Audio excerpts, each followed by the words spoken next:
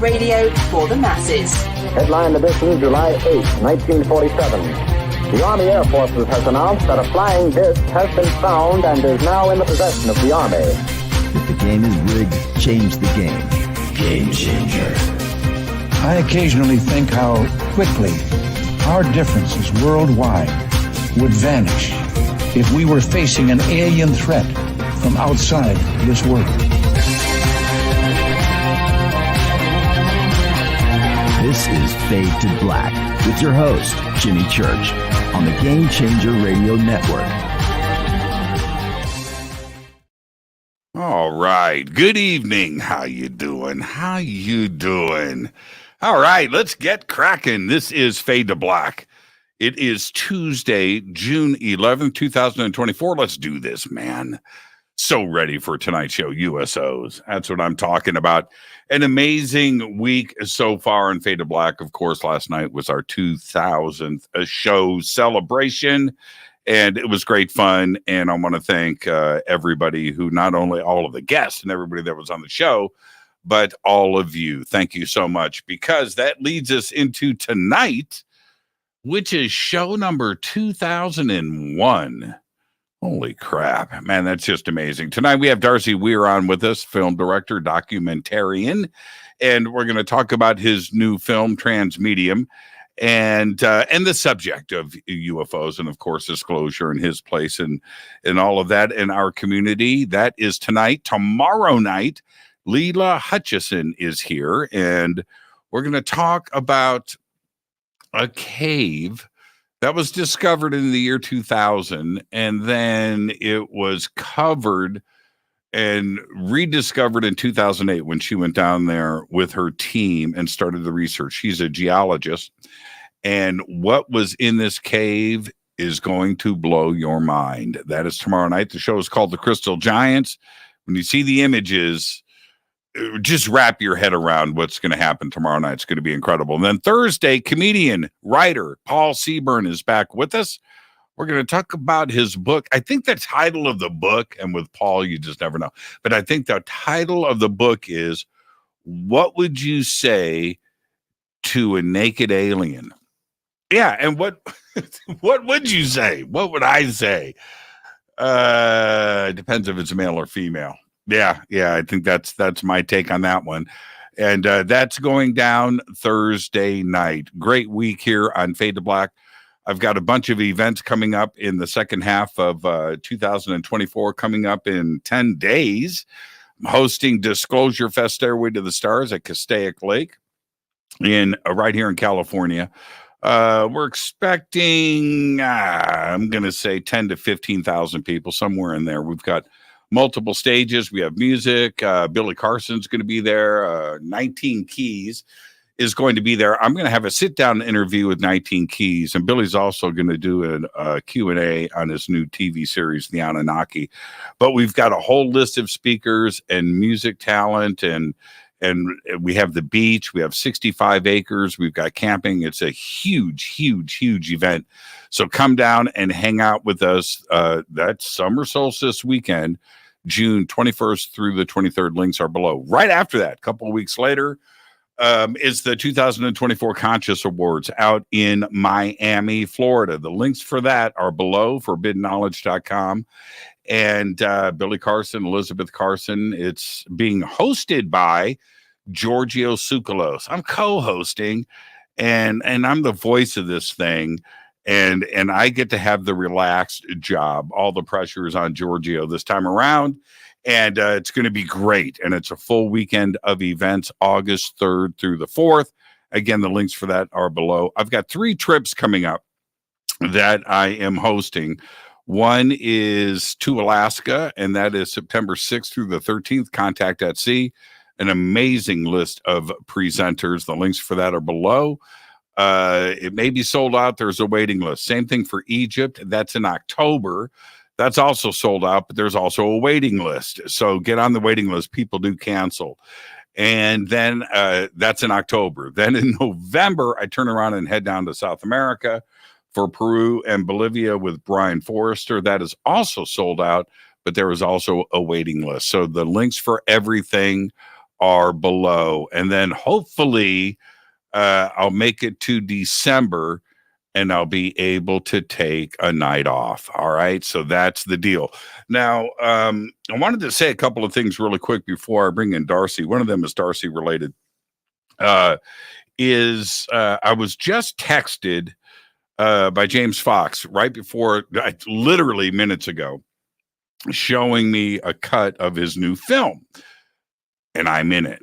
And I'm just going to say, it's an honor and a privilege to be a friend of Fox over all these years, and to finally make it into one of his films, and the way that I did is a lot of fun. And thank you, James, for that. I know you're busy editing right now, but if you see this later, you can hear this. Thank you for that. And also, so tonight I'm wearing a Steve Vai T-shirt. Let me pull my screen down. Let me see if you can see that. See this? I'm wearing a Steve Vai T-shirt, right? See that guitar? Right? This was gifted to me a couple of months ago from a friend. And I didn't realize, but so it's got a Steve Vai guitar, right, on it. It's very cool, right? Black floral pattern, right? That guitar I actually have. I have this guitar. It's right there. I pulled it out of the stack of guitars and brought it in. But how often can you like do this, right? I mean, how what's going on here? How cool is that? This is on this shirt, and it's very cool. And that's the universe reaching out. Somebody bought this shirt. I'm like, man, Jimmy would like that. They don't know, right? How cool is that? I love the universe and the connectedness of it, and the consciousness down to particles, and something like that happens. It's too cool not to share with you. All right. So I just did. I feel so much better. That's pretty cool, isn't it? All right, let's get started. Darcy Weir is with us, and we're going to be talking about his research and interviews on USOs. You know, what's going on under the water? Well, and then out and then back in. We're going to be talking about that. What is happening all around the world? And the new documentary is out. Now, we've got links for Darcy below and over on our website and throughout social media. The film is called Transmedium. Go and check it out. I've seen it. It's a great film. Lots of information in this film. Very well done. We'll be talking about that tonight. He's a filmmaker. He's been at this for a couple of decades. He's been covering UFOs and cryptids, and he even did a film on Bitcoin. All right. Now you can find all of his stuff on Amazon and Apple TV, and it's his bliss to bring us knowledge. And that's what is important here. The new film, Transmedium, Fast Movers and USOs, covers the history of those anomalies. And I would like to welcome back to Fade to Black, the one and only Darcy Weir. He's right there. Darcy, how you doing, my friend? Jimmy, I'm doing good. How you doing, man? Well, when was the last time you smiled? I'm going to get you to smile tonight. Smiling right now. See, there you go. That's what I'm talking about. Darcy, good to have you back on the show. And I kind of want to start here. It's strange that tonight is show number 2001. Okay. Yeah. It's a big show for me personally, but 2001 has a connection in my mind, and it does with everybody else in the world, right? 2001, contact, aliens, what's going on out there? That's where we are. And how do you feel about this time in history where things are moving so fast forward? Well, I think we're at an incredible time in sort of disclosure history. I mean, you've been around longer than I have in terms of researching this stuff, probably. But, you know, it's becoming a mainstream political point, right? We've got UFO and UAP bills being discussed in Congress. and acts, they're getting denied and they're getting, struck down somewhat. But there's very popular United States senators engaging with this topic like never before. And, I started making documentaries in this field of study called ufology. And I really thought I was nuts by engaging with this idea that we're not alone in the universe, the idea that we are being visited, we have made contact secretly. Most likely the military has engaged in that contact behind closed doors, secret meetings, all that type of thing. And, I touched on that with the Phil Schneider story and Being Taken, which is like, an abduction story, and secret space UFOs, touching on NASA and how they've had so many anomalies in space history that just can't be accounted for by, it's just ice or debris in space, right? And then the things that they're finding on the moon. I know that your friend, Billy Carson's covered a lot of that type of stuff. I champion these ideas, and fast forward to 2024, now this is becoming almost like a mainstream idea.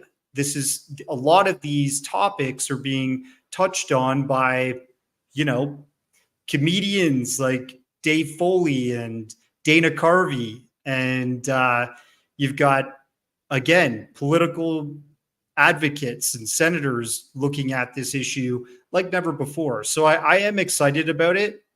I think there's still a lot of noise, and it's my goal to try and sift through the noise and find the signal, the best information that let me jump in. Me.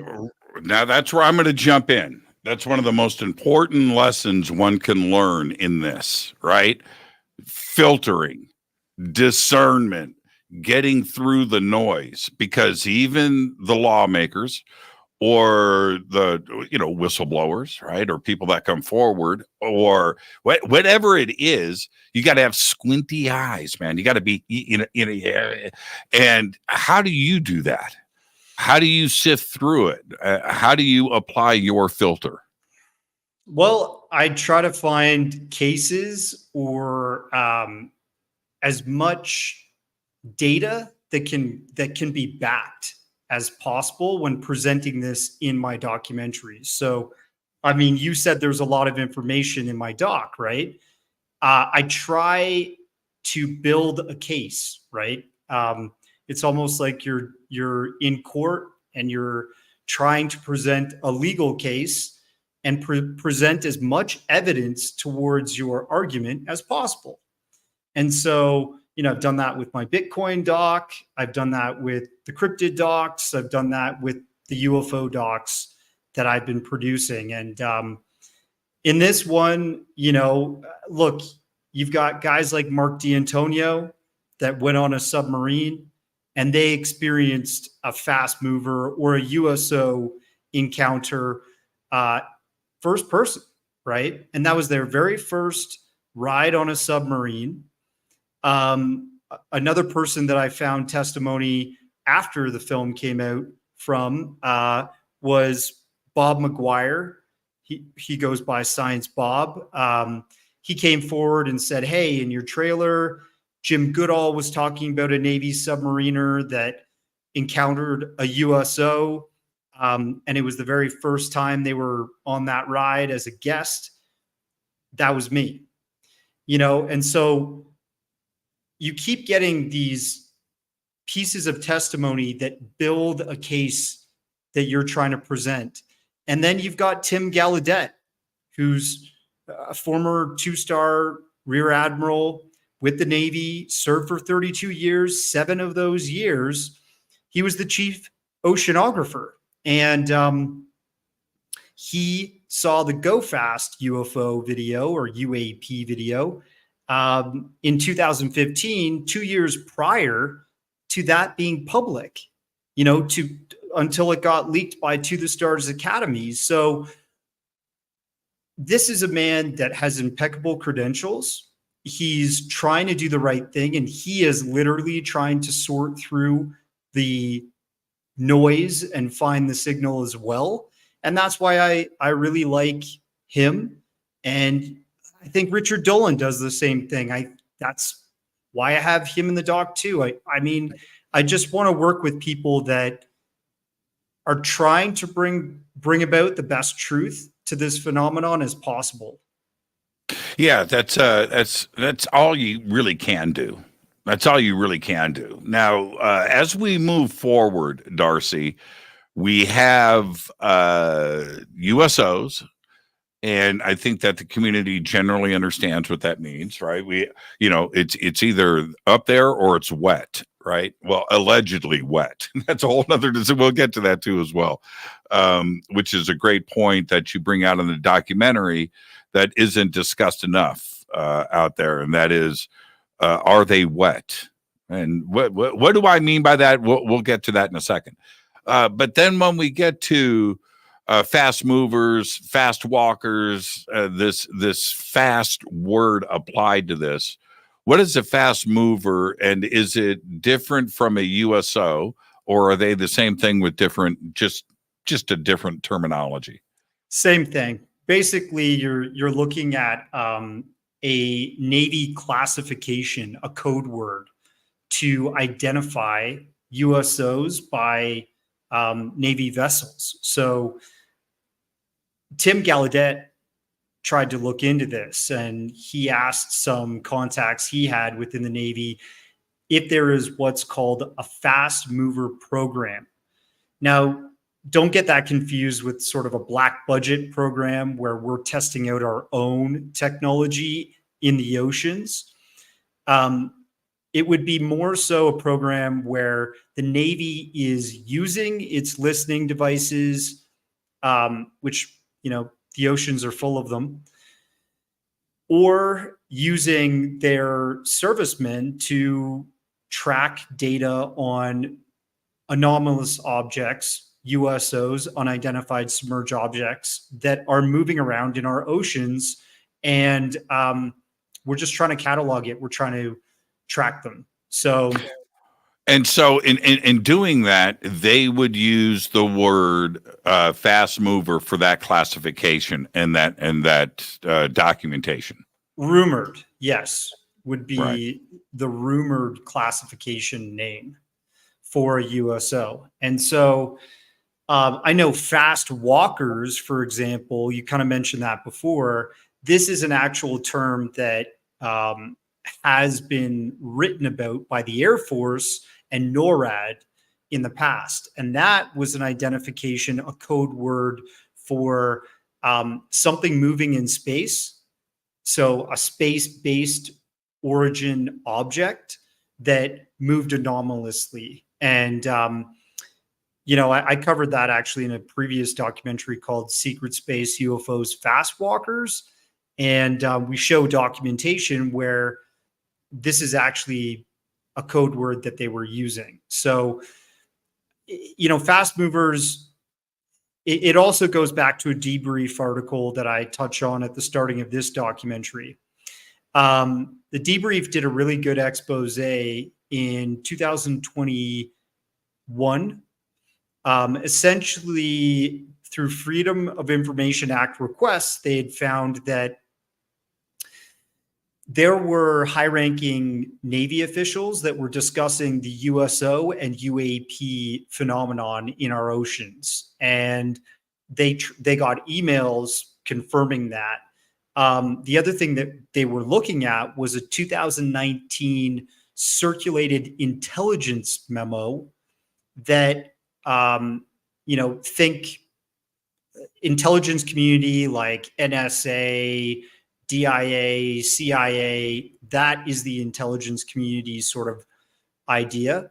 But the National Geospatial Agency might be part of this, but they were looking at objects that were actually originating from the ocean, from our our oceans, our protected waters, both the US and Canada. And there was apparently in this memo that was circulating with all these documents, pictures of a large black triangle that was exiting the ocean.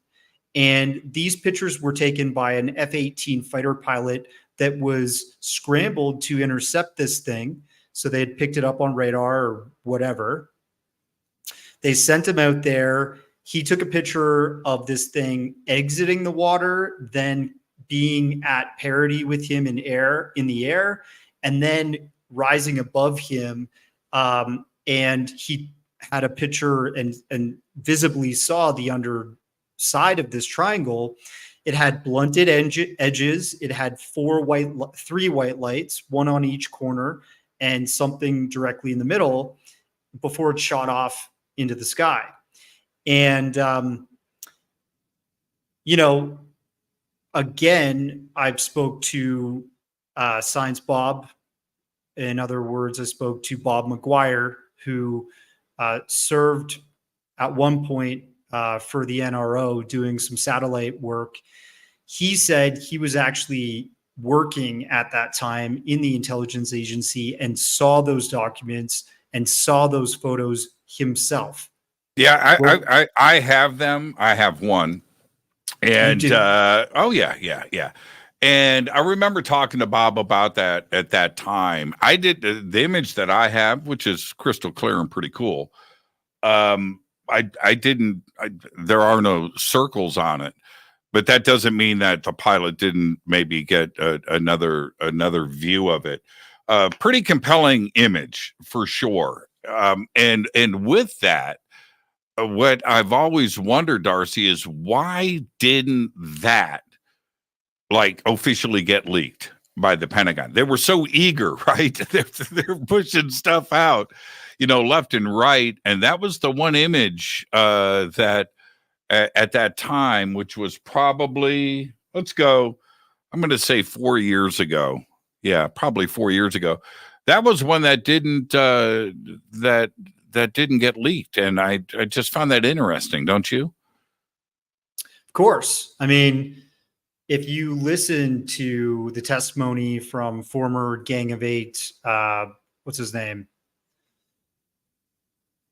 Guy who helped run Skinwalker Ranch program that fed money to Bigelow, Harry Reid, Senator Harry Reid. Right. You're like, what the F is this guy talking about? Harry Reid said there is a mountain of evidence, physical, picture, video, radar, whatever, that has been collected by our intelligence and our military agencies, all of our defense agencies, and it's all just away. It's locked away in a vault, not for the common eyes to see. And I think that's crime against humanity. I think, dude, share me that photo. I have never actually seen that photo. Please. Oh, you haven't? You haven't? Okay. Come on. Let me see. Here's the other thing when we're dealing with USOs. The world is a big place. Yeah. And if you look at a country like Canada, where you're from, you've got pockets of Canada has no people living in it, right? There's nobody there. Canada's empty. It's full of wildlife. Polar bears, and grizzlies. Right. You've got the East Coast, the West Coast. You've got Calgary and a few things. You got Regina, right? You got a few Saskatoon. You got a few things going across Toronto, Montreal, but that's nothing. Canada's ginormous. So if you're ET, you're going to go where you can just mind your own business and not be seen. It's the same thing with the world's oceans, isn't it? 100%. And I think Canada has tracking data, for the record. There's a really good journalist that is Canadian that he gets his hands on, I think his name is Dylan. I'll have to find it for you exactly, but he gets his hands on air traffic control, recorded conversations of pilots, commercial pilots, seeing UFOs in our airspace. And this is somebody I actually really admire what he's been doing. He's been publishing the data. I really want to work with this guy. But there's just so many people now that are engaged with this phenomenon that we've never had before, right? Like I said, I feel like it's becoming more mainstream. And Tim Gallaudet, he even said that our ocean listening data is amazing, right? Like the data that the Canadian Navy uses or that we pick up is fed into the United States Navy as well under NATO conventions.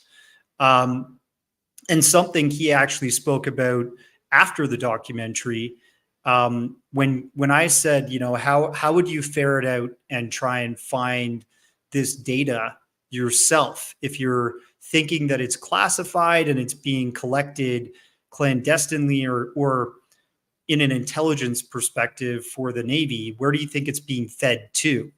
And he is quite certain that it's being fed to Johns Hopkins University. So, but it's all classified. This is what he's being told, right? So, why Johns Hopkins? They're medical, but you know what? Though, well, they're science oriented, but it's a medical university. That's what it's known for. But that would be interesting, though, if you think about it. That's a pretty interesting avenue. That one's got my brain turning. Yeah, that's a good revelation. Okay. So before we get ahead of our skis, I want to go backwards a little bit. Sure. We talk about Columbus. There's some other seafaring, vehicles out there that have documented stuff in the past. But this is something that has been going on for a very long time. There is a lot of historical evidence, isn't there? Yeah. So one case that we put in the documentary compliments to Richard Dolan, who is a human compendium of historical events with regards to UFOs and now USOs, because I've seen his manuscript. He's got a book coming out that has over 600 cases of USO encounters throughout history. And he's breaking them down by type, location and reporter, whether it's Navy, civilian, that type of thing, Coast Guard. Anyways, he brings up a case which you can buy this diary online. It's an official diary from an old British mariner, Andrew Bloxham, from 1825. This is a ship, kind of like a man of war, old wood vessel. They sailed from London or from the UK area right down to Hawaii. So all across the world, really. And in this diary, in this journal, this log that he published after he got back from this voyage, he's a naturalist, right? So he's supposed to be cataloging things like a doctor in a scientific way. Like a Darwin dude. Exactly, right. You've got like your best and brightest on this vessel so that you can understand the world around you as you're exploring it. And Andrew Bloxham documented a case when they were near Hawaii where a spherical bright red orange object came out of the ocean. It was the middle of the night, pitch black, but this object emitted so much light that it flooded the deck with light as if it was daytime. Apparently you could see a pin on the deck if it was that bright. Right. And it went back into the ocean and then came up again. So they saw this object going transmedium, going from one medium, the air, to the ocean and back in 1825. This phenomenon has existed for a long time. And so there's definitely going to be people that are watching this or listening to this chat, and they'll be like, well, how do we know it's not some DARPA project, some kind of super black clandestine military tech that's just not public? Look, there could be a possibility of some of that now, but in 1825, sorry, Michael Schratt, move over, bud. It's not possible. Yeah, it's not going to happen. Schratt's into this. Schratt's into this. I know, but I'm just joking. Yeah. Good man, that Michael Schratt. Here's the thing, though. I want to expand on your point, and it's one that's well taken. Is that yes? Today we know what a helicopter is. We do. We know what a rocket is. We know these things. But when you rock back before 1900, and then you even get back before 1800, the only thing in the sky is insects, right? The only thing in the sky is birds. And if you are seeing something else other than that at that time, that is some of the most important documentation and historical facts that we can stop and analyze. Yeah.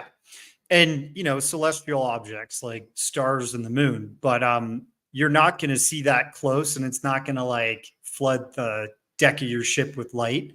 And it's, it's when it's reported quite matter of fact like that. I've looked at the diary. It's pretty cool.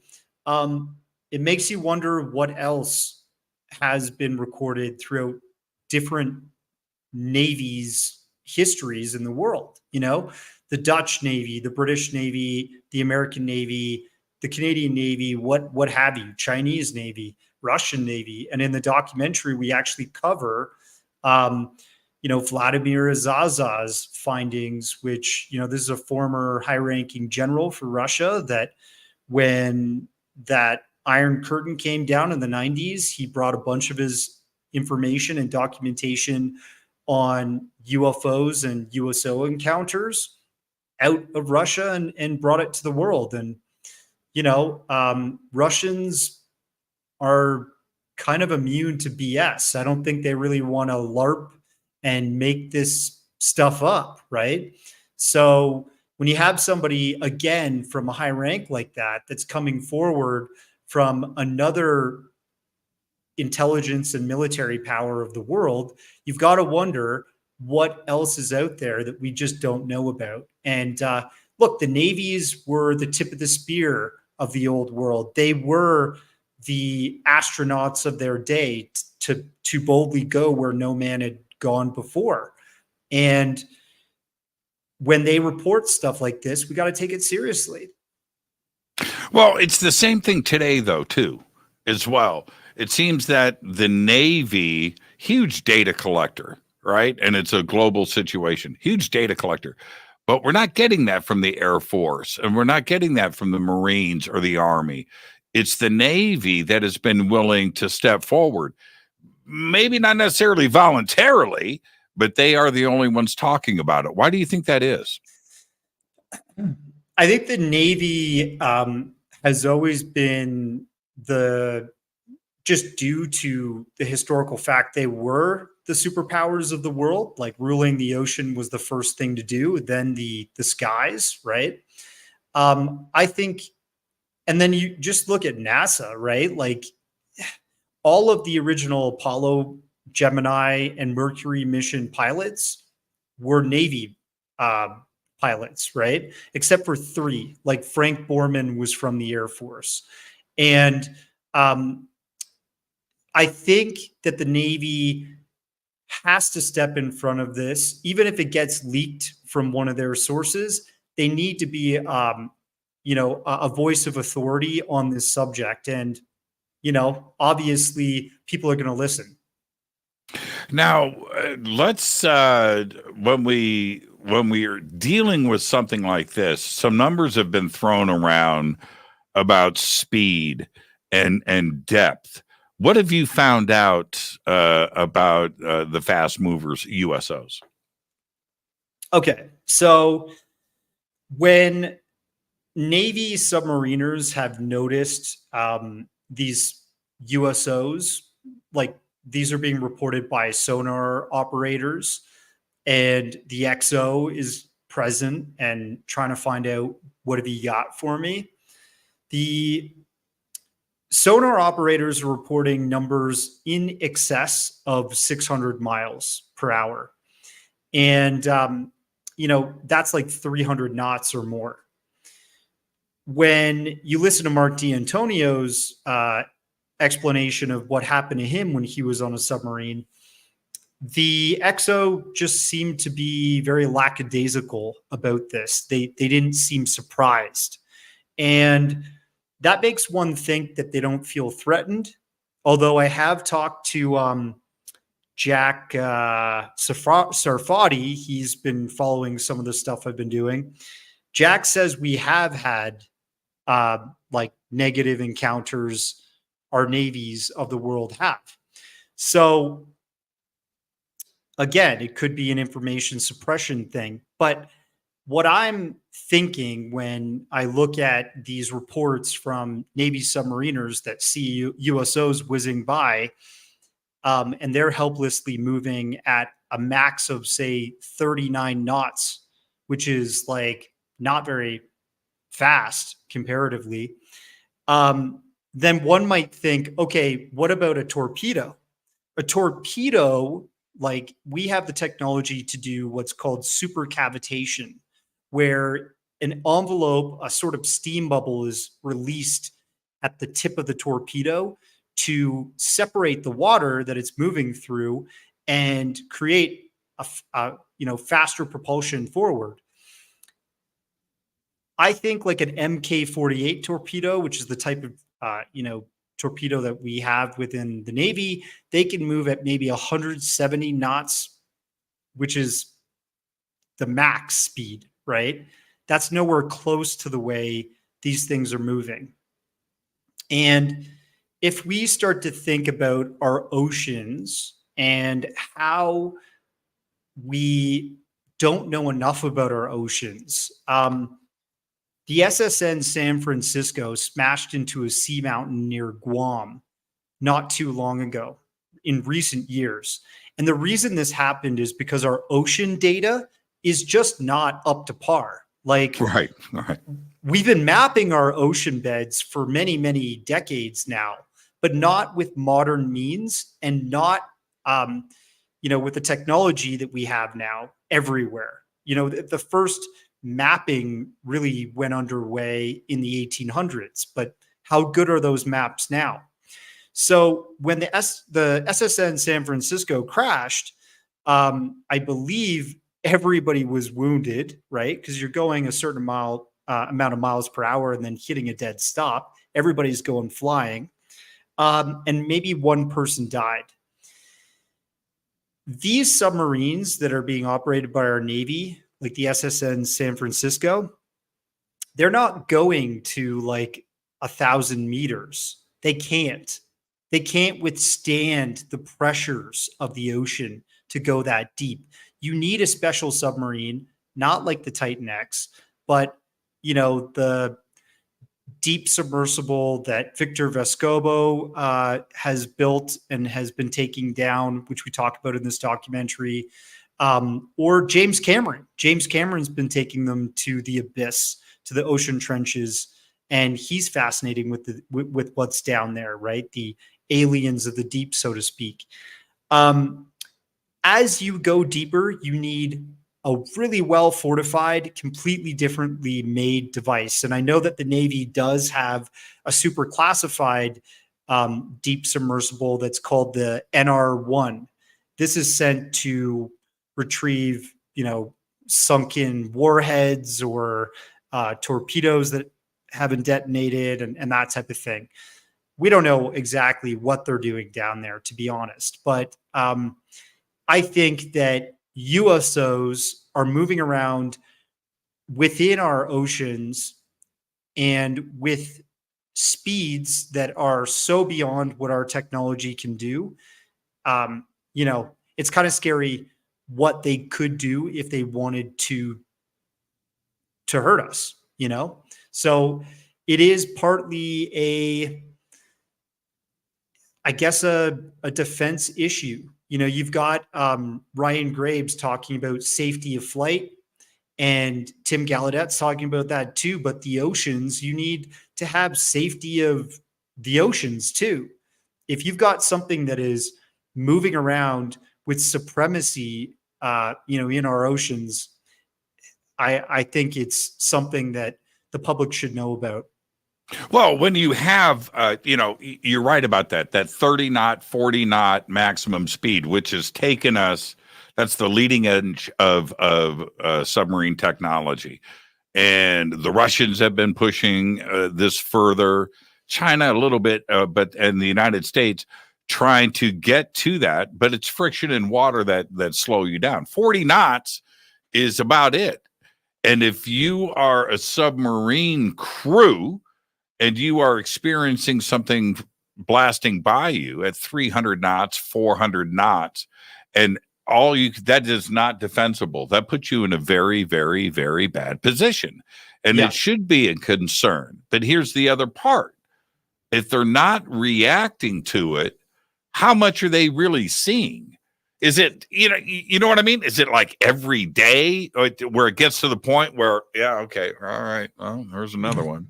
Well, look, Mark D'Antonio talks about that. He had his experience on a submarine, first time riding out to sea on one, and the XO seemed, not very surprised by it. So he started making inquiries himself within the Navy to other Navy submariners. And supposedly these are quite often experienced. And some Navy submariners basically joke about these objects when they're cataloging them. Some of them call them jellyfish. Now, if anybody knows what a jellyfish is, obviously this thing moves at a somber pace that's, not even close to comparable to a USO. So it's like filing it away to just dismiss it when obviously this is something people should be concerned about. And maybe if there is a fast mover program, they are concerned about it. They're just not making the world known that they're concerned about it. Yeah. And any idea with your research about how many sightings are happening per day, or contacts or sonar contacts? Well, look, like our oceans are 71% of the world, in terms of coverage. We don't get a call from the Navy or get a report from the Navy every time one of these encounters happen, right? They don't want to spook the public, and they're probably more concerned about, keeping us unaware, in my opinion, from this phenomenon. So I don't know the frequency data. And I think that's something somebody like Tim Gallaudet is interested in finding out. I mean, he's actively trying to get back his security clearance right now so that he possibly could get read into that classified data. But look, only a year ago, in January of 2023, was the Eglin Air Force Base UAP encounter. And this was over the Gulf of Mexico. Okay. Again, over one of our major ocean areas of the world, especially relevant to the southern states of the United States. And you have two fighter jets that are scrambled to intercept what apparently was a diamond-shaped formation of objects. And one of the illustrations that came back from that was something that looked like a Millennium Falcon, right? Now, if you look at what the Aero report said, they said it was a balloon. And how, why you would scramble two jets to go after four contacts, and then, debunk it as one balloon, it just boggles my mind. I think Senator Matt Gaetz tried to get read into that, they actually traveled to Eglin Air Force Base and they strong-armed their way towards that data and got some kind of answers. He doesn't want to talk about it. He doesn't want to talk about this issue anymore, from what I hear. He wants to be completely distant from it. So usually when something like that happens, it means somebody got to them. Somebody said, shut up. And I think that's constantly happening. I think it's happening to people like Lou Elizondo, David Grush, Christopher Mellon, anybody who's been trying to push this subject. I think there's certain folks that are starting to get really threatened right now.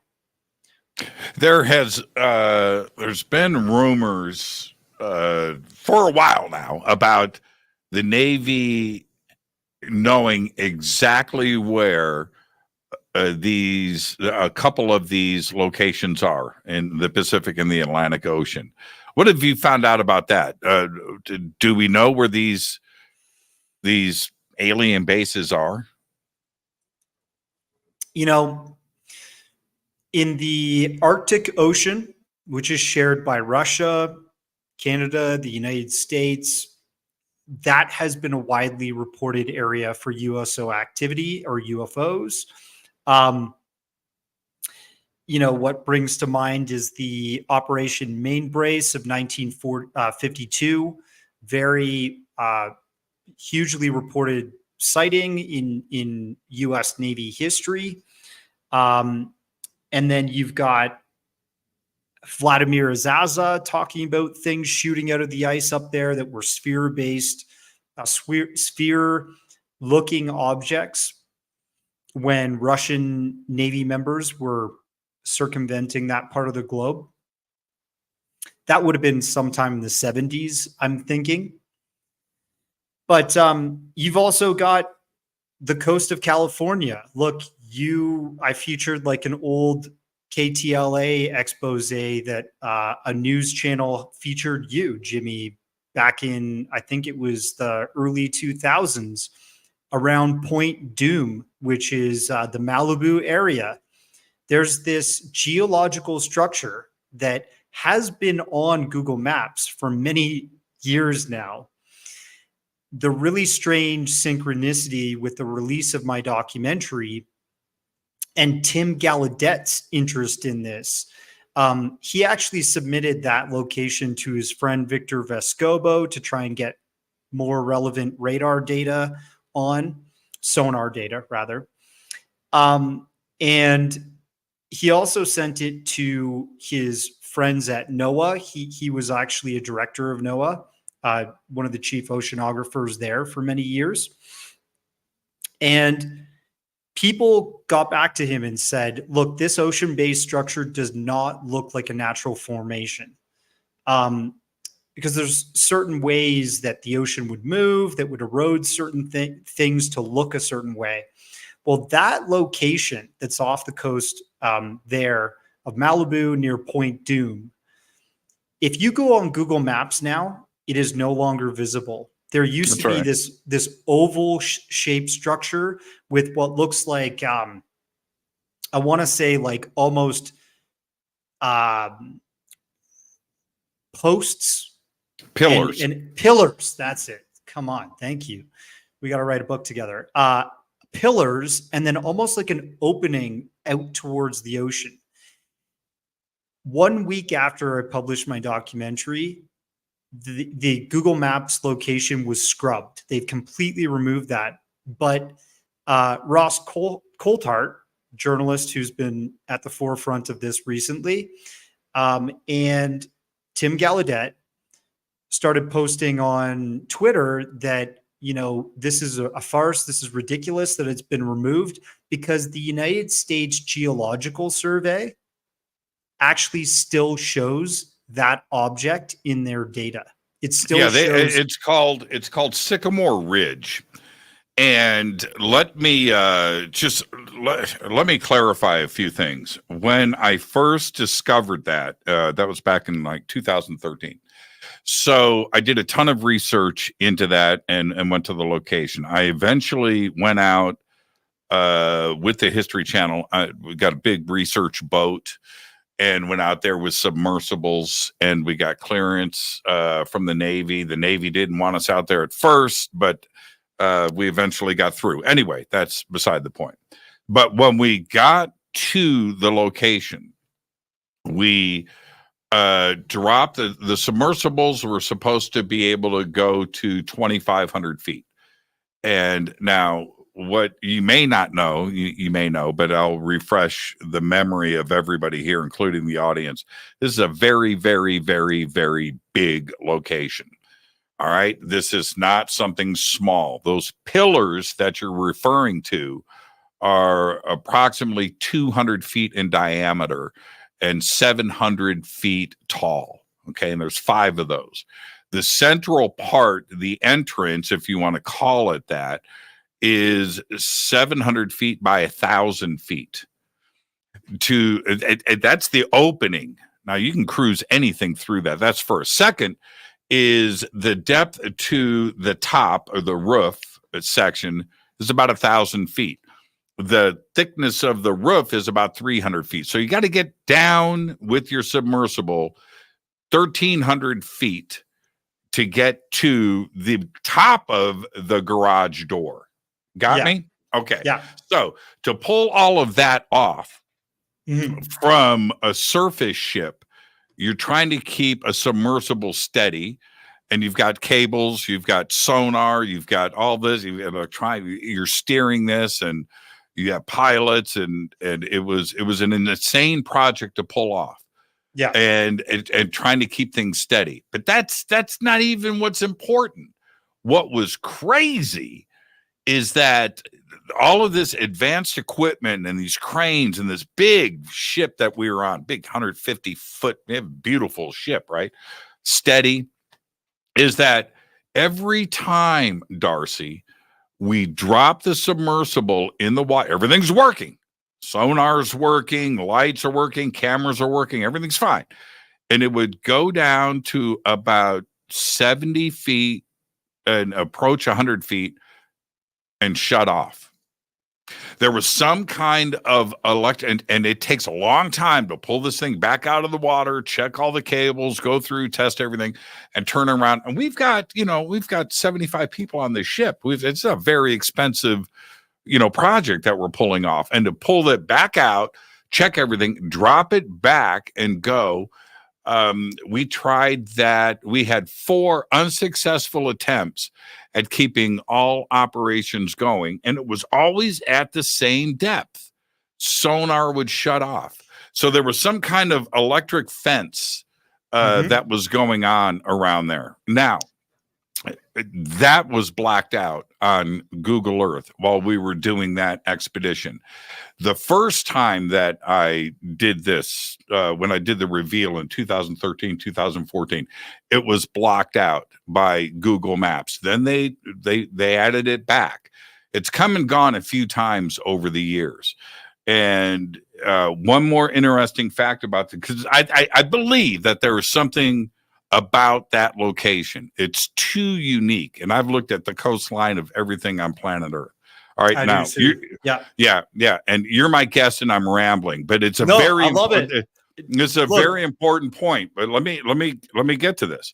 So after everything breaks, and it's all over the news, and it's this thing has gone completely madness viral, right? I have a friend that's a pilot, and we get in this plane and we fly over the location. And this is about a month after. And as soon as we entered the airspace, the Navy contacted us. What are you doing? What's going on? And we're just flying through. We're just gonna, go to Camarillo, and we need some clearance. And so we're talking to the Navy, and we get to right over the center of the Malibu base. I'm shooting video, taking pictures, and I look down, and as I live and breathe, I'm looking at a Navy ship down above the base with divers. And I'm watching it. I'm like, holy crap, man. They got cables going over the side. They've got these deep sea dudes. and we are Wow. circling above this. And I was like, okay, so nothing's there? Really? Something is Okay. there. Yeah. Something yeah. is there. Look, Yeah, like it's Tim Gallaudet, again, he was on Sean Ryan's podcast recently, right? Navy SEAL guy that's interested in all this UAP, UFO stuff. And he asked Tim what was going on with this object that's off the coast there. Tim said that he sent those coordinates to Victor Vescovo, billionaire, investor, researcher, philanthropist, and most accomplished man in the world. Apparently he's been to Mount Everest, to the peak many times, and he's been to the abyss, like to the bottom of ocean trenches many times. He sent those coordinates to Victor Vescovo, and Victor went there, apparently tried to get data 2 years ago, and he could not get the data. The radar, the sonar was not working. yeah. There's something going on for sure. Yeah. And look, the Y You're not. files. Let me interject, Darcy. You're not hearing from Victor, or you're not hearing this secondhand. You're hearing this from me. Okay, I was there. I did this. This is not conjecture. This is not. I wonder what's going on out there. I was there, and we did everything we could. I'm telling you, this is not, again, secondhand. There is an electronic fencing situation that is going on there. It's crazy. 100%. Look, there's another location in the world that's very similar to that I've heard a lot about, that the Y files has recently tried to debunk. The Baltic Sea anomaly. Mm-hmm. Many times that I think it's called like Ocean X, their expedition was going down. Every time their camera systems went down to record up close and personal what this geologic structure was at the bottom of the Baltic Sea, their technology would fail. They could not record it. They just could not get the data they wanted to get. If that's just a regular geological formation, why would that happen? Well, and that's only in 150 feet of water. Yeah. And so you would think, right, that this would be easy to do. Somebody is blocking all of this. And when we look at the frequency of, I haven't seen a USO. I haven't. I've seen a lot of crazy stuff and everything, but I have not witnessed that yet. It's eventually going to happen. But when you have this amount of information that is out there in front of all of us, then you have to ask, why is it that you're trying to keep nature from us? What is it? This is public information. This isn't some top secret thing. If it's ET and they're here, this is our neighborhood. You're keeping our neighborhood secret from us. And I think that is what's upsetting the public, don't you? Yeah, it's definitely upsetting our community. And I think as the mainstream gets read into the secrecy more and more, it's going to upset the greater general public, right? But look, like, I think the major issue is we do not have supremacy of our oceans. We don't have supremacy of our air or space. And that's what advocates of disclosure are trying to push for, so that the public understands these security issues, and it gets addressed publicly. And, look, our oceans, we're not there all the time, and we're not built to live there. So they're a great place to be out of sight, out of sound, and to carry out all kinds of secretive activity if you were a non-human intelligence, whether that's ET or this idea of crypto-terrestrial that's been thrown around by like Hal Puthoff and folks like Ivan T. Sanderson, the originators of these ideas. I don't know. I'm open to it. Look, I think anything is possible in scientifically if we get to a point in the future where we have artificial intelligence integrated with our minds. I'm sure we could be operating drones that look like UFOs just with a thought. And we could break that sort of barrier in terms of friction, and the frictions that our vehicles are typically subject to in the atmosphere or in the oceans to a greater extent. That transmedium phenomenon that we're seeing, where these objects are going to and from the ocean, unimpeded by frictions that we normally would see our typical military arsenal or just standard civilian craft being subject to, that's a thing that we're talking about, which is this like futuristic technology. Are these craft, negating all gravity and friction around them with some kind of field? Carl Feit wrote this book, UFOs on Water, and he was basically building the journaling and categorizing all these UFO experiences that were happening over oceans, lakes, to and from. And it just seemed that most of the time, water was not even like on the craft, which begs one to, ask what exactly is going on with these craft where they're not even getting wet when they're coming to or from a water source. Yeah, that's the technology we're going to talk about when we come back after the break. Our guest tonight, Darcy Weir. We're talking about his new film. It's called Transmedium. More with Darcy after this short break. This is Fade to Black.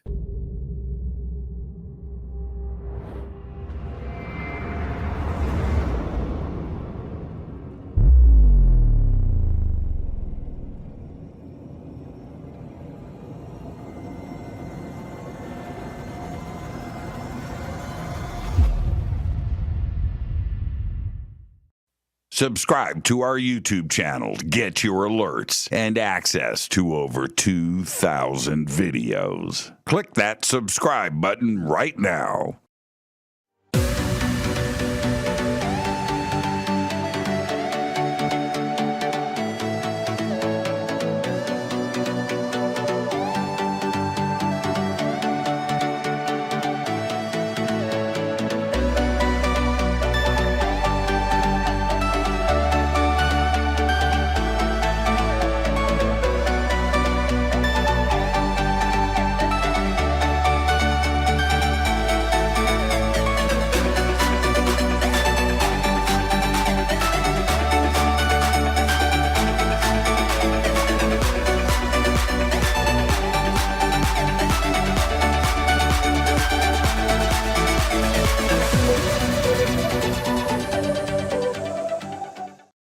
Go to jimmychurchradio.com and get the Fade to Black official podcast. 2,000 episodes, all of them commercial free for just $2 a month.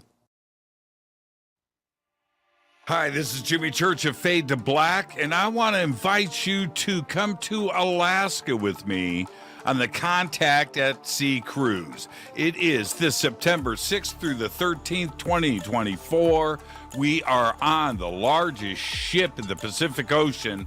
That's right, the Ovation of the Seas. It's an amazing cruise, and a ship this big is so much fun. We've got lots of activities and lots of great speakers. We are leaving from Seattle to Sitka, Alaska, Skagway, Juneau.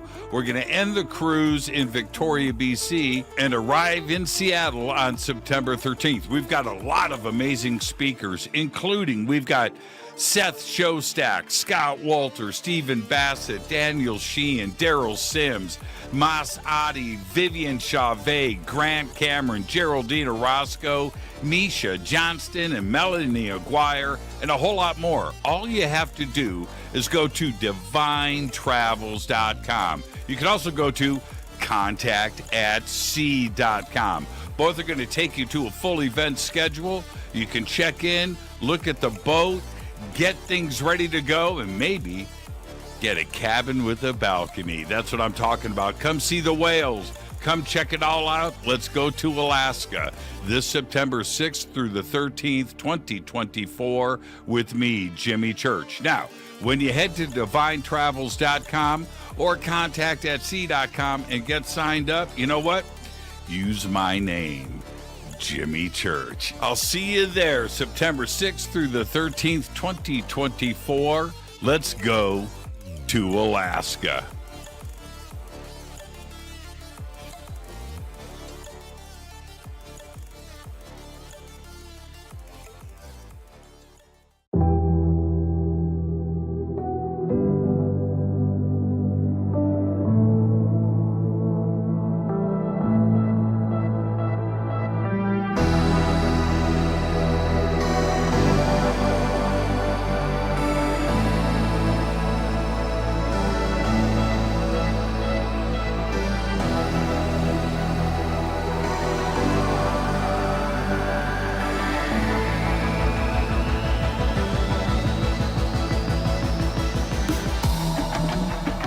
This is Jimmy Church. Please visit and explore Egypt this October 3rd through the 14th, 2024 with Billy, Elizabeth, myself, and very special guest and the #1 podcaster in the world, Sean Kelly. It's simple to do. Just go to forbiddenknowledge.com and click on upcoming tours, or click on the link below. We'll see you there. Watch Into the Vortex on Gaia TV. It's fade to black for the screen. Simple to do. Go to Gaia.com, search Jimmy Church, or click on the link below.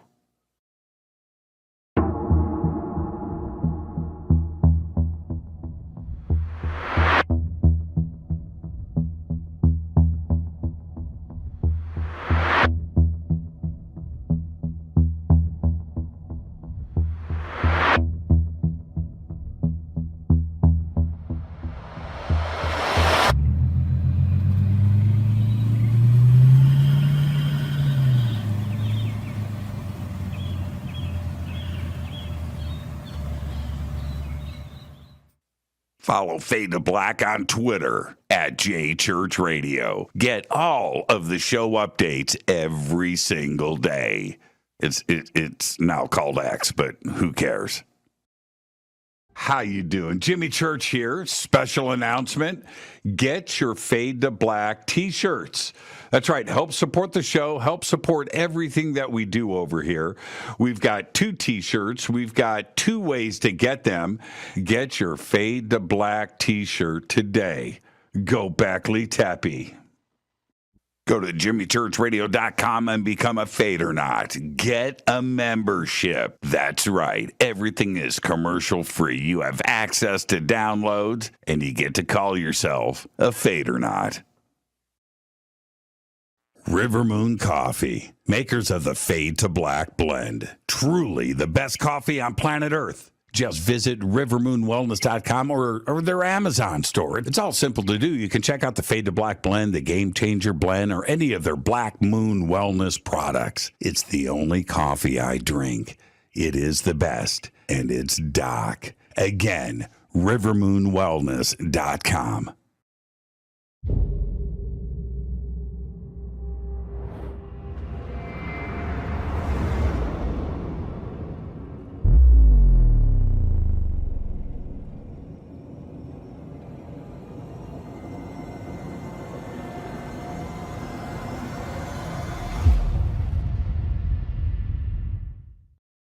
All right. Welcome back. Fade to Black. I'm your host, Jimmy Church. Tonight, filmmaker, documentarian, Darcy Weir is with us.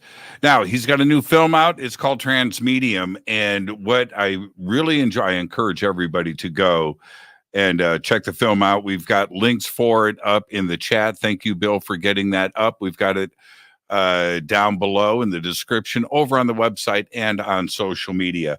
And what I enjoy is, especially with documentaries, is knowledge and just getting that. And this film is just bringing the facts straight to you. And it's a great film. And And I want to thank Darcy for putting it together, because it's a difficult subject to do, because Darcy, as you know, right, the government's keeping secrets from us, right? I'd say so. Yep. Yeah, just a little bit, right?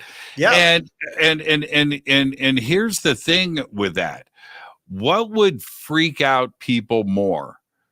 ET from space and that type of disclosure, or ET or something else that we don't understand living alongside of us in our world's oceans? And I think that's a pretty tough thing for the public to accept. I think they would rather have it be from outer space, because that's easier to understand, right?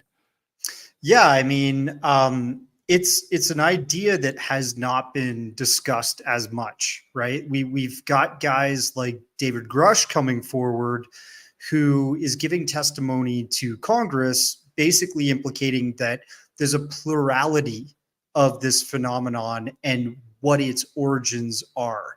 So you've got some kind of dimensional beings, possibly. You've got something that might be from here that we have not acknowledged in our domain, which is the planet Earth. And then you've got like the typical extraterrestrial explanation, right? That has been the popular explanation for decades now, since 1947. It's been always said this is an extraterrestrial craft.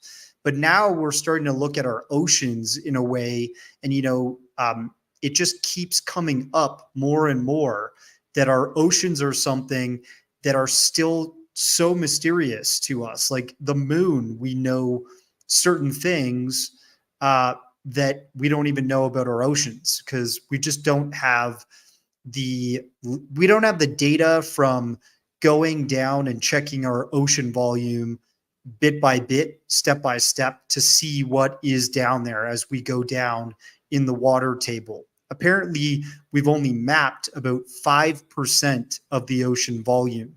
So that's kind of disconcerting.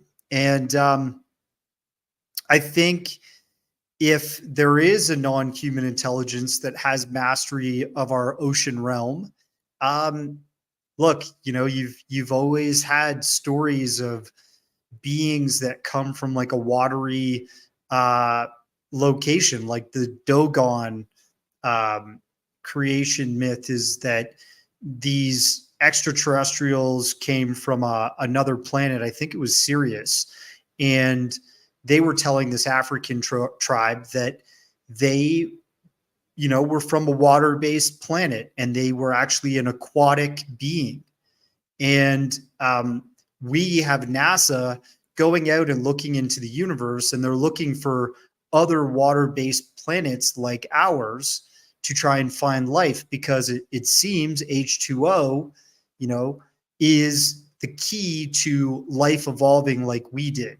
I do believe in evolution. I don't fully believe that we were created by some alien master race. I think that we are a byproduct of evolution over a long period of time from certain type of primates. But, I think we need to understand more about our oceans, and the implications in science is that there could be other species out there in our own universe, in our own galaxy, that originate from an ocean-based planet. And who knows, maybe not, maybe not all of them look like us.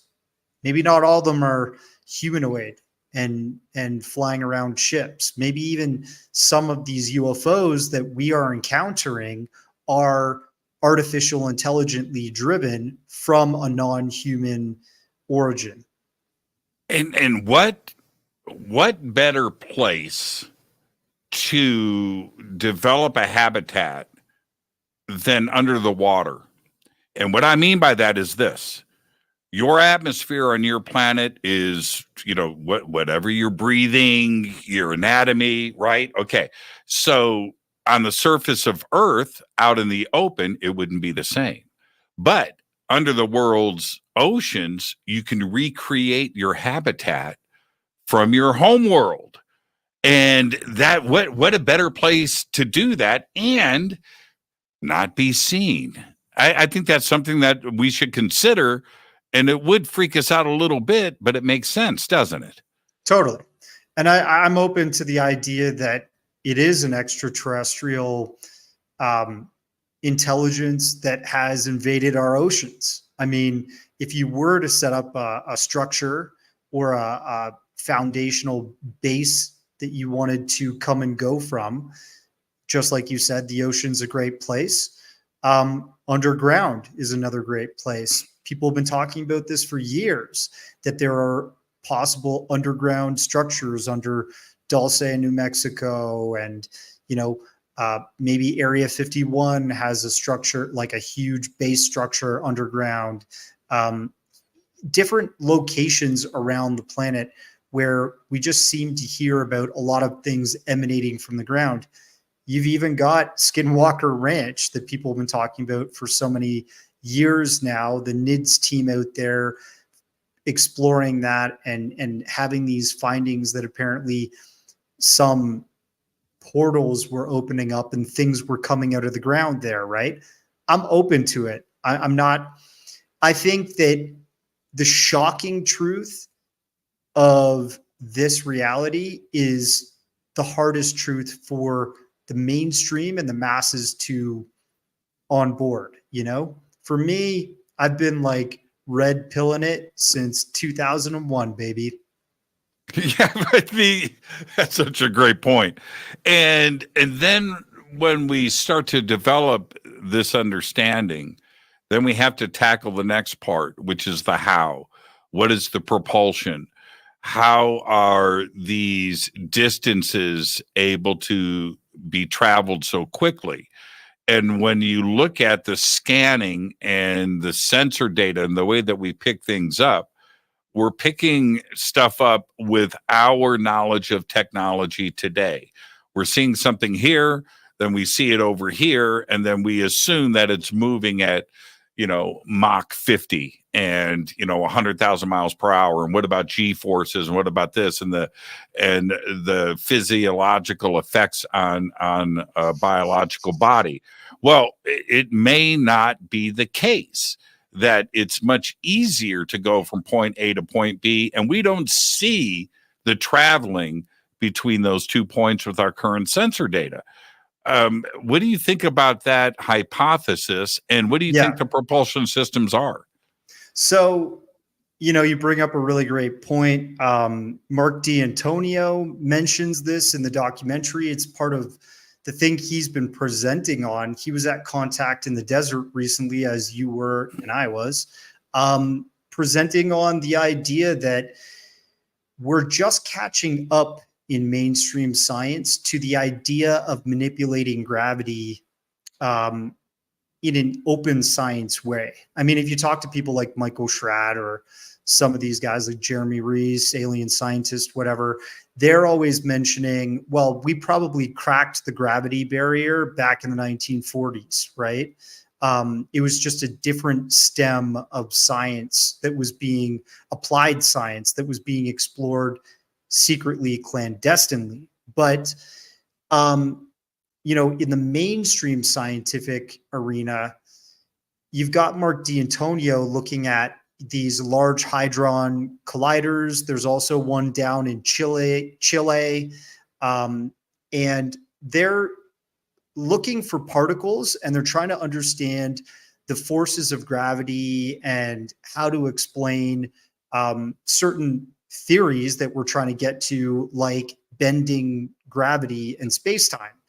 And something that they found recently is a gravitron, which is a particle that could be responsible for manipulating gravity if you look at an old theoretical physics called Kaluza-Klein theory, Kaluza-Klein particle theory.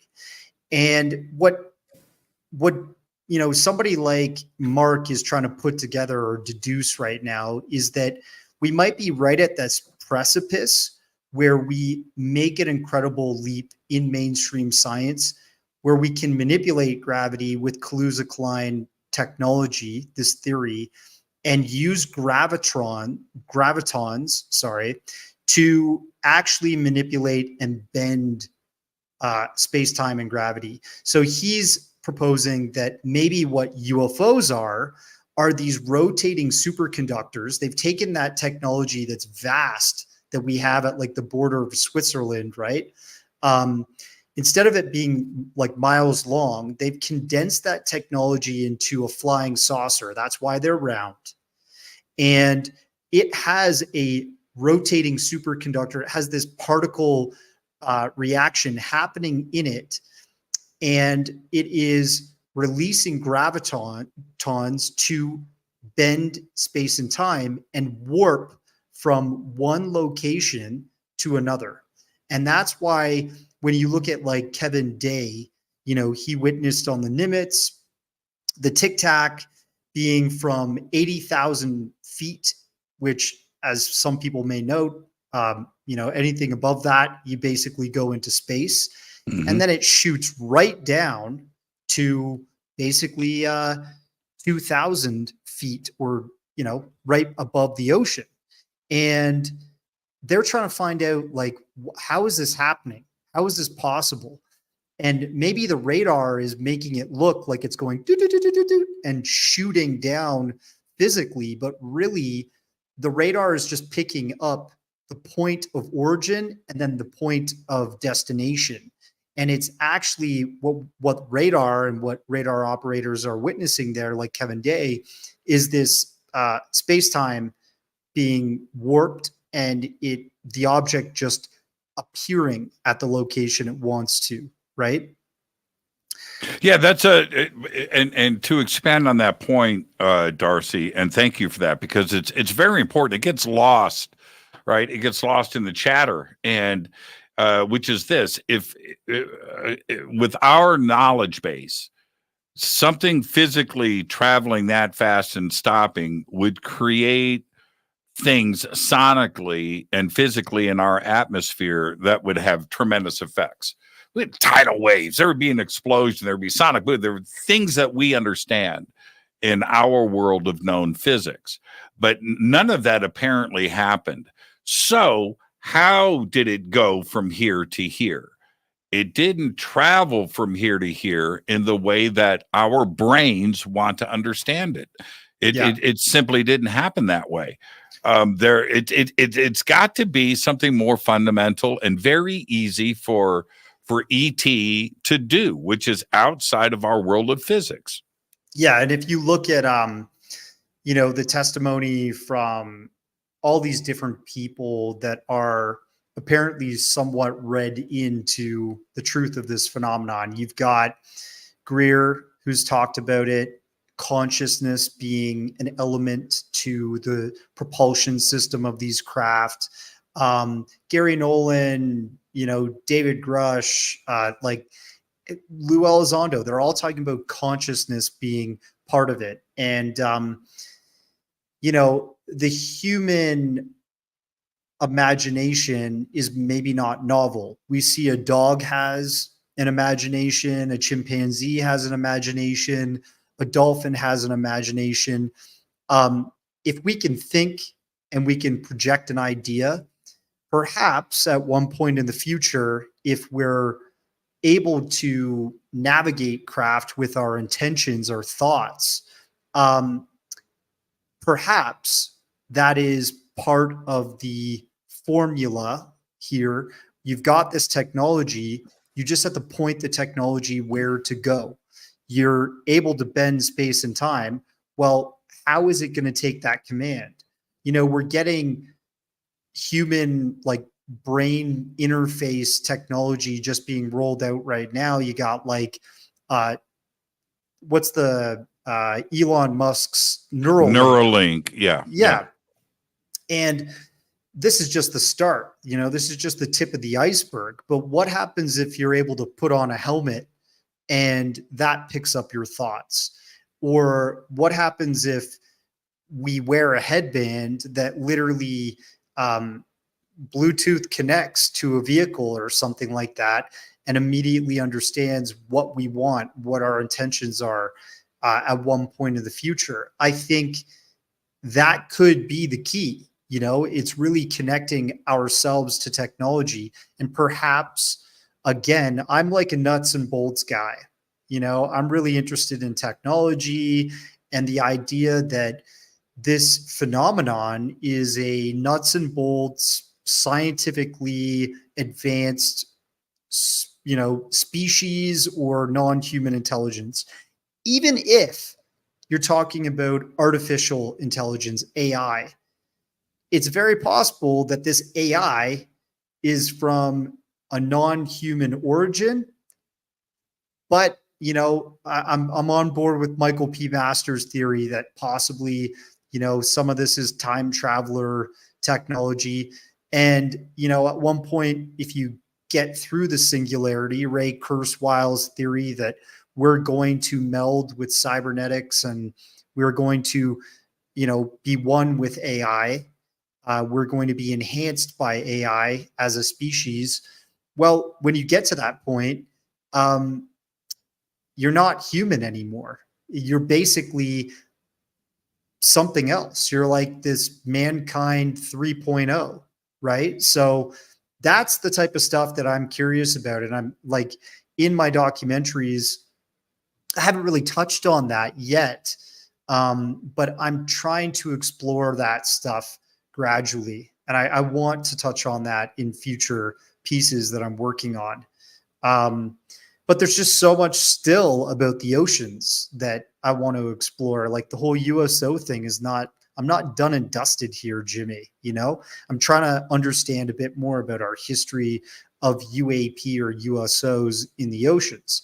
And one of the things that I've embarked on recently, I guess you probably got to the end of the documentary. You're like, damn, this thing is long. When's this thing going to finish?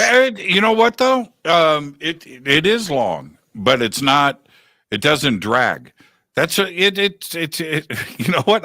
If it's a good documentary, Darcy, I don't want that. I don't want that to end. I want it to keep going. So I think you were about an hour short. It's 2 hours. You could have done. Come on, great. Man. Hey, that's crazy. I mean, yeah, that's high praise. I appreciate that. But at the end, you saw Andy Marcial, right? Mm-hmm. And Andy Marcial is a friend of mine. You know, we recently spoke in New York at Pine Bush UFO Festival. And I'm really championing his story. I think it's very relevant.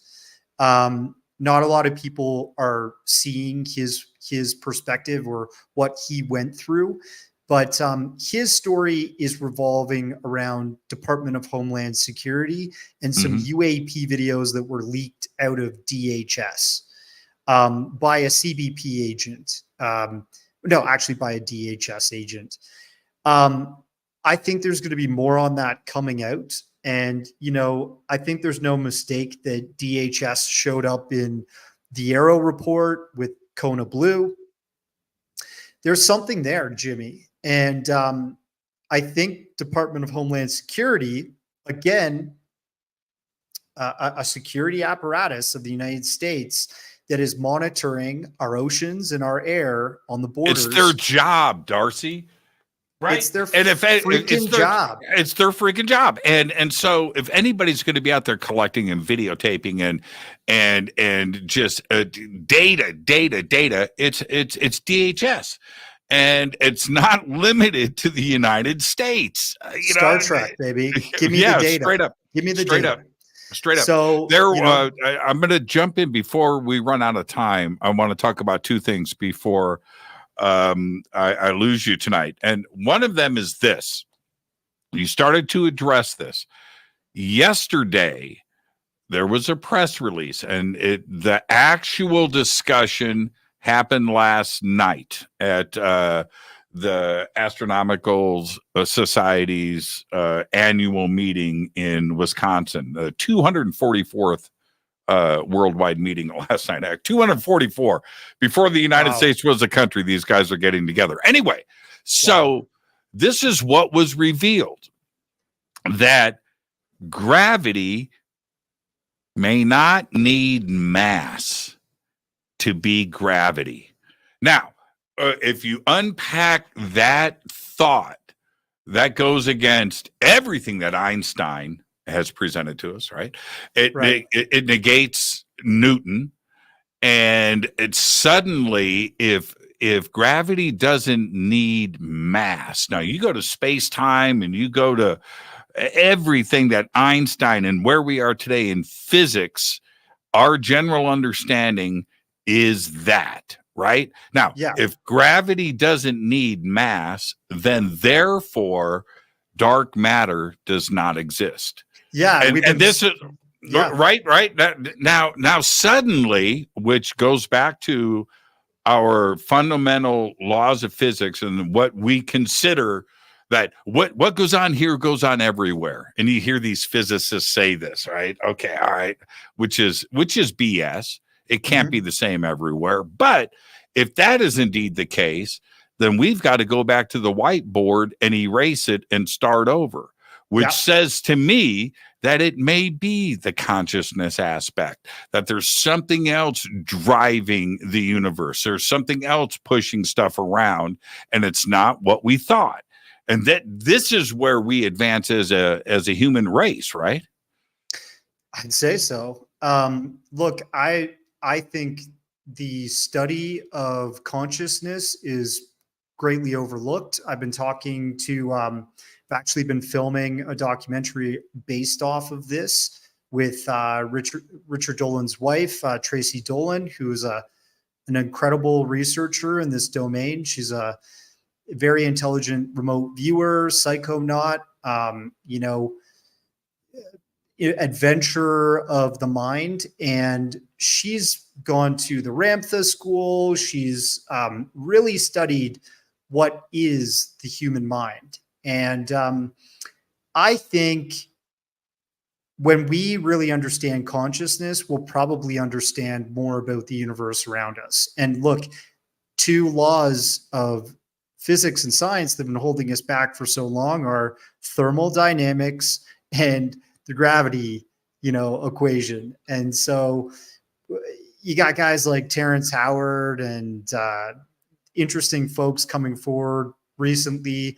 I've always thought the electric universe is a really interesting idea or theory.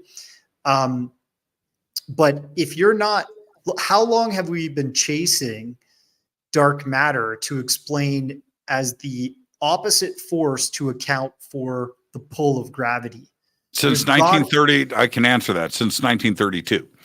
And when it was first proposed in 1932, and it's a great idea, it is, but they needed that, Darcy, to fill in the blanks, right? You don't know, so let's use this here so we can move forward with equations and physics. All right, that makes sense. But what we have today with transmedium objects and things entering our atmosphere and things approaching the star system and suddenly appear in the skies and disappear in the skies, that's where this conversation about gravity, which we know virtually nothing about, by the way, we don't. We can sort of measure it, right? We've got a general understanding, and now all of a sudden it's been flipped over.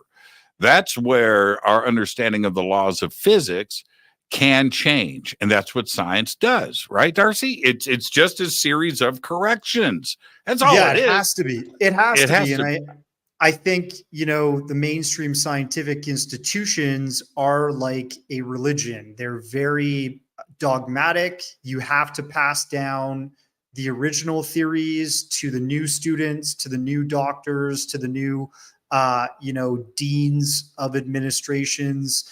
And that holds us back when you're just passing down a theory that's not been 100% proven. I remember mentioning that gravity is still a theory. About 6 or 7 years ago, when I was at like a dinner party at a friend's place, and he snickered and laughed in my face like I was crazy. But that is the absolute truth. We're still trying to understand it. If we don't even understand it, we still can't fully prove how it works. It's still a theory. It's not a concrete science that we can acknowledge. So I'm open to what you are saying just got unveiled yesterday. It could be groundbreaking in terms of changing the way we think about our universe and why things are the way they are. Well, that's why it's important for filmmakers like yourself to go down those rabbit holes and to get a sense of discovery in front of you and start to ask the important questions and chase that down. Because I've said it a million times, Darcy, and I'll say it again with you right now. Just imagine if Galileo or Copernicus were part of the dogma and they didn't want to step outside of the box and they wanted to stay right down the middle of the road. Galileo didn't want to go to prison and, deal with the Vatican. So he just keeps his mouth shut. What if? Well, we wouldn't be here right now. You and I wouldn't be talking like we are right now. That's what science needs to do, is think outside of the box. That's why this press release yesterday was so important. These are physicists that are thinking outside of the box, trying to chase down answers. And that's how we move forward, right? Of course. I mean, I don't hang out on the edge of reality for, a dumb reason. I think it's intelligent to, I don't think I adventure my mind into the idea of UFOs and non-human intelligence being suppressed from the mainstream, or like cryptids and, Bitcoin and cryptocurrencies becoming the new modern and more popularly used currency of the world, while fiat currencies die off. I like to be on the fringe because I think there's ideas that could be found there that could change humanity or change the way we view ourselves and the universe. And so, man, I appreciate you having me on to talk about my wild stuff. I feel I'm at home. Well, and I appreciate that too. Thank you for that. But here's the thing. What have you learned and how have you changed? I think one of the most interesting things that we can do as individuals is, you're in the dark. The cliff is out there, right? It's there, but you're in the dark. So you're going to edge forward with your toe, right? And feel the edge of the cliff, but you want to take a peek. Right. And that's you. You want to get to the edge of everything and see what is there. And all of the brave explorers, everybody that has taken a chance has done just that. And that's the way their mind works. And that's the way yours works. And we need that, don't we? Yeah, I think we do. I think every generation needs that. You've got people like Elon Musk, who many people revere in the tech and innovation realm of our economy, pushing the boundaries with, battery tech and autonomous rockets and, Hyperloop underground vacuum train technology and, Neuralink, like brain chip interfaces and stuff like that. I think we need more people like that in society. When it comes to the type of stuff that I'm engaging with, I'm definitely engaging with stuff that is kind of woo related, because it's pushing the idea of what our reality is. And, breaking out of this dogma of experience that most people, experiencers, abductees, contactees, all that stuff fascinates me. And, when I first came to the subject, Were you there? I wasn't. I mean, I did the Phil Schneider doc, The Underground, and I was not fully there. Like 2012, I first released that. It blew up on YouTube, got 4 million hits. And then I was like, wow, maybe I can present more stories like this. But I took a hiatus for 4 years. And 2016, I kind of put together my next big thing, which is a cryptid doc. I never thought that I would be interested or believe in Bigfoot or Sasquatch. I thought it was ridiculous. I thought that UFOs were crazy enough. And I thought, to be honest, I thought like these poor rednecks are just like sipping too much moonshine, and maybe they're eating some mushrooms from the forest and they're seeing cryptids, right? But fast forward to 2016, I sat down with Dr. Jeffrey Meldrum, who, collected Grover Cran's massive foot cast of different specimen around the world, which are from these sort of wild man sources, which are like what we would call Bigfoot type creatures from different cultures all around the world. And, when I went to Dr. Jeffrey Meldrum's lab at Idaho State University, and I had a scientist who was willing to go to that precipice that was forbidden to say, hey, maybe there's a bipedal ape-like creature, kind of like us, but superior in form factor, built for the wilderness, built to be traipsing the sides of mountains and going through deep forest out there in existence. It blew my mind. And I never thought I would be interested in that, but there I go. But you're from Canada, man. Yeah. You guys have all of the good stuff going on up there. And which was the second part of what I wanted to address tonight, because you guys have wilderness and you have a vast landmass. There is most of Canada's never seen a human foot.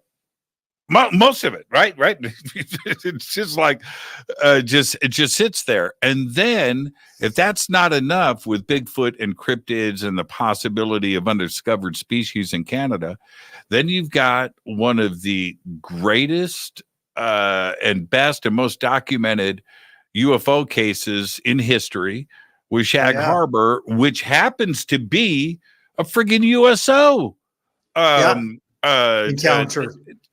And so when you have something like that in your own backyard, did you have an understanding of not only the importance of Shag Harbor, but start to understand USOs and ET and contact going on in your own backyard? Right. So that story that originates in 1967 off the coast of Nova Scotia, which is our most eastern province in Canada, other than Newfoundland.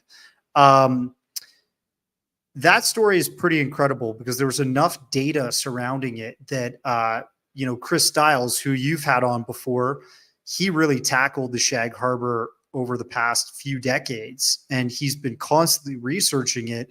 His new book, Sweep Clear 5, is about actually the Shelburne incident, which happened 7 years prior in 1960.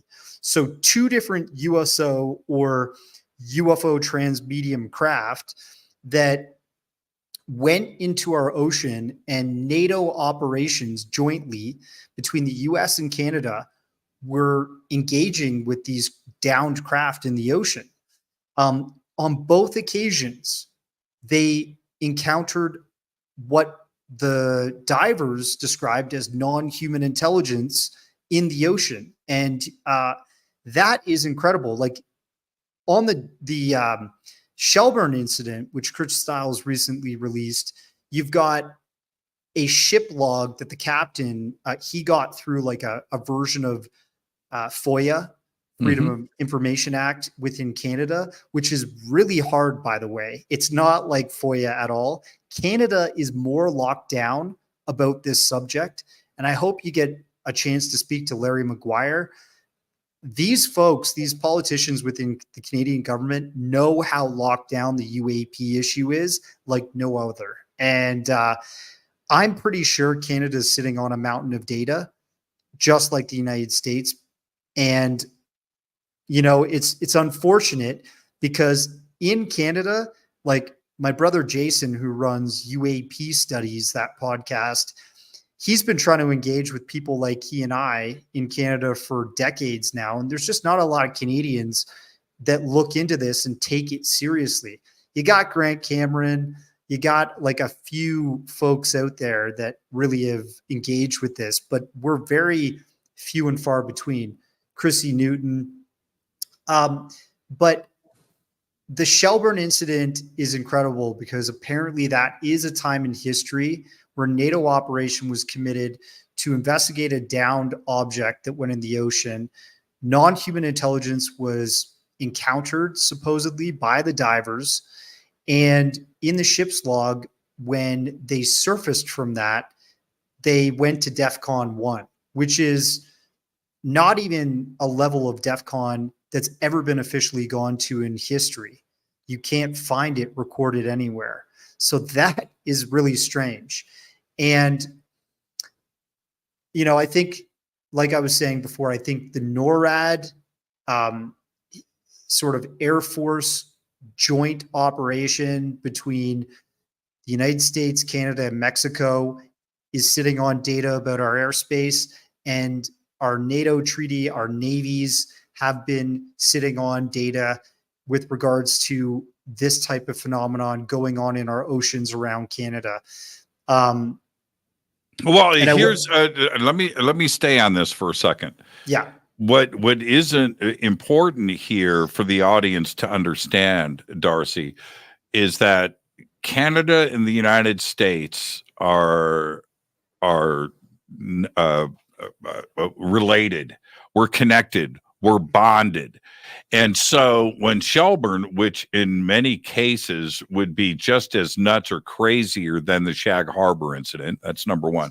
But number two, immediately after these incidents started, we had the United States Air Force, the United States Coast Guard, the United States military, you had the RCMP, you had media involved, you had documentation that was piled up, you had dozens of civilian witnesses, you had all of this. And then when you combine that with these undersea craft and the military of both countries and the intelligence agencies of both countries cooperating, and then the revelation of there were beings. We saw beings, not a craft. Well, the craft was there, but we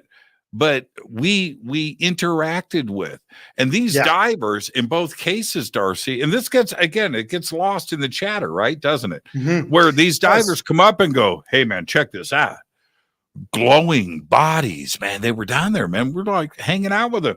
Where? Right as we, right? They're right there, below man. us. They're right there. That's the part that just gets lost on everybody. And our military and the Canadian military know about all of this. Yeah, it's kind of creepy. And you know, Chris Stiles, this Canadian researcher that's been at the helm of this story for so long, he was going to the homes. He found out the Navy divers that were on these operations, and he's literally knocking on their doors because they were Navy divers that operated within the Nova Scotian area for all these years. And they open the door. He says, you know, I'm Chris Stiles. I'm researching this incident. Can I sit down and talk with you? And they're saying, yeah, like, when we went down, we saw these things that were non-human, that freaked us out, that seemed to almost look like they were trying to repair their ship, like arc reactors were going off underwater. These welding large beams of light. Yeah.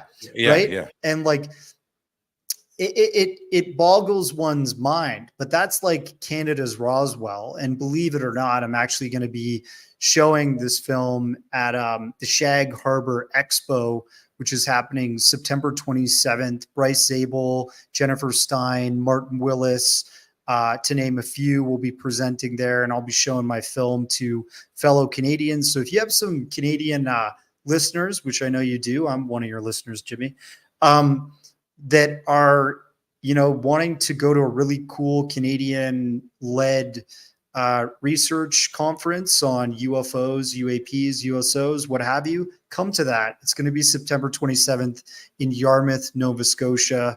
I hope to meet some people there with like minds as myself.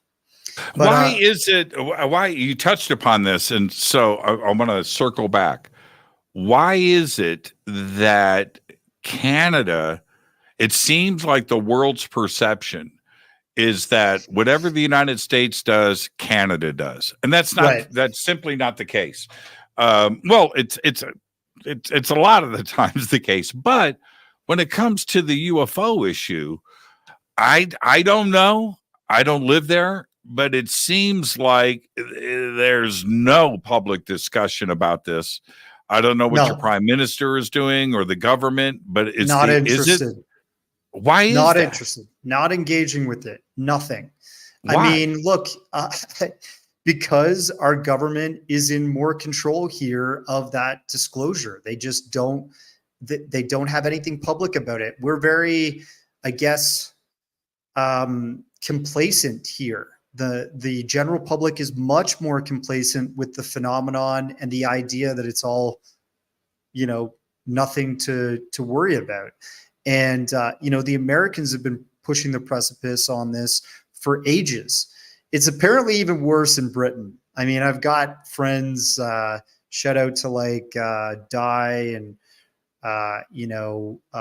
Red Octopus and stuff like that on Twitter who are Brits that are really engaging in this. You got Frank, I think, what's his name? Frank Milburn. He's a Brit that's engaging with this, but there's I feel like, Liberation Times, Chris Sharp. These are great Brits that are really engaging with this, but in Canada, you just don't have that. The government is fully suppressing this data, and the public is just not interested in it, and it's a damn shame, in my opinion. I feel like a fish out of water in my own country, and I'm not like super Looney Tunes either. I wake up and I have normal thoughts, and then I just explore these ideas. And I want this to be more of a mainstream discussion. Can't you get hold on, Darcy, hold on. Wait. Let me throw this down real quick. Okay. Larry Maguire, right? Who's a Canadian human resources, not senator, but he's part a MP. Okay. Minister of Parliament. He leaked this request, this memo that he sent to Anita Anand at the time. I think it was like 2022, 2023. This got released by Jeremy Corbell. And this guy that works within human resources, which within our government, in our parliament, is imploring our leader of defense, Anita Anand, who basically is kind of like the Paul Hellyer of our day. If people don't know who Paul Hellyer is, this is another disclosure advocate that, in his late life became very attracted to the UFO UAP subject.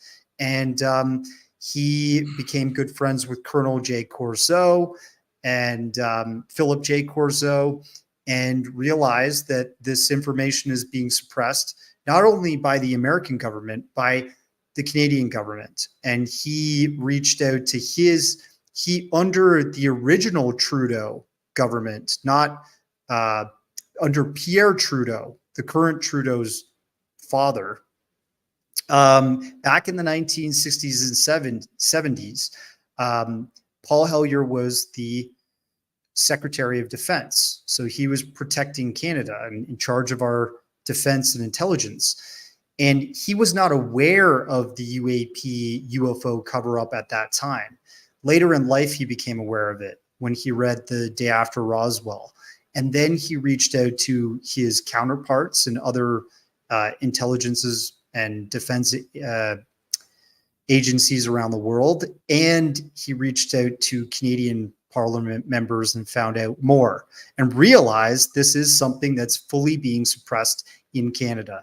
It has been for a long time. I don't know why Canadians are not engaging with this more. I think okay. So that was actually my question. So I thank you for the interruption, because you and I are on the same wavelength. But let me follow that up, because there was an MP issue. He's from Manitoba. Okay.